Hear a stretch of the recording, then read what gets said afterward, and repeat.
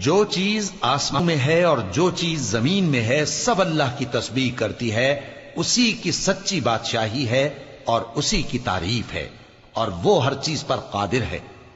وہی تو ہے جس نے تم کو پیدا کیا، پھر کوئی تم میں کافر ہے اور کوئی مومن، اور جو کچھ تم کرتے ہو اللہ اس کو دیکھتا ہے۔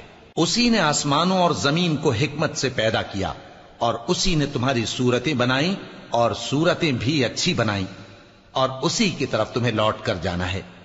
جو کچھ آسمانوں اور زمین میں ہے وہ سب جانتا ہے، اور جو کچھ تم چھپا کر کرتے ہو اور جو کھلم کھلا کرتے ہو اس سے بھی آگاہ ہے، اور اللہ دلوں کے بھیدوں تک سے واقف ہے۔ کیا تم کو ان لوگوں کے حال کی خبر نہیں پہنچی جو پہلے کافر ہوئے تھے؟ تو انہوں نے اپنی کرتوت کی سزا کا مزہ چکھ لیا، اور ابھی دکھ دینے والا عذاب اور ہونا ہے۔ یہ اس لیے کہ ان کے پاس پیغمبر کھلی نشانیاں لے کر آتے تو وہ کہتے کہ کیا ایک آدمی ہمیں ہدایت کرے گا؟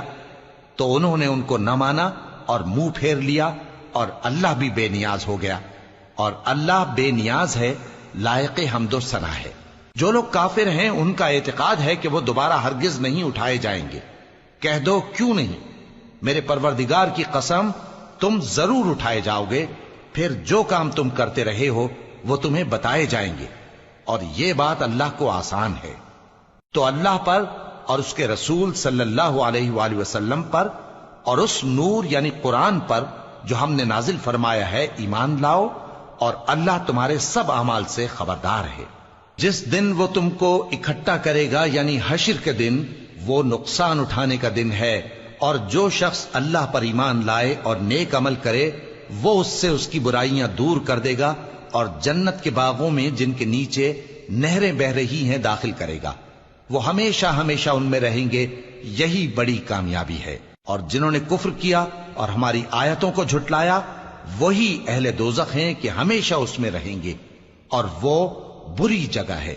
کوئی مصیبت نازل نہیں ہوتی مگر اللہ کے حکم سے، اور جو شخص اللہ پر ایمان لاتا ہے وہ اس کے دل کو ہدایت دیتا ہے، اور اللہ ہر چیز سے باخبر ہے۔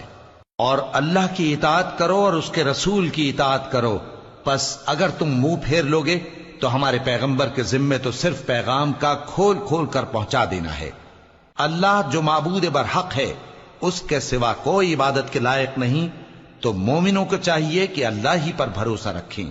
مومنوں، تمہاری بیویوں اور اولاد میں سے بعض تمہارے دشمن بھی ہیں، سو ان سے بچتے رہو، اور اگر معاف کر دو اور درگزر کرو اور بخش دو تو اللہ بھی بخشنے والا ہے، مہربان ہے۔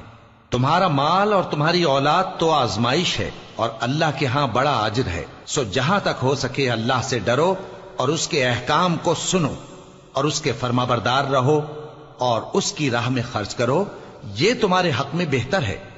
اور جو شخص طبیعت کے بخل سے بچایا گیا تو ایسے ہی لوگ راہ پانے والے ہیں۔ اگر تم اللہ کو نیک نیتی سے قرض دو گے تو وہ تم کو اس کا کئی گنا دے گا اور تمہارے گناہ بھی معاف کر دے گا، اور اللہ قدر شناس ہے، بردبار ہے، پوشیدہ اور ظاہر کا جاننے والا ہے، غالب ہے، حکمت والا۔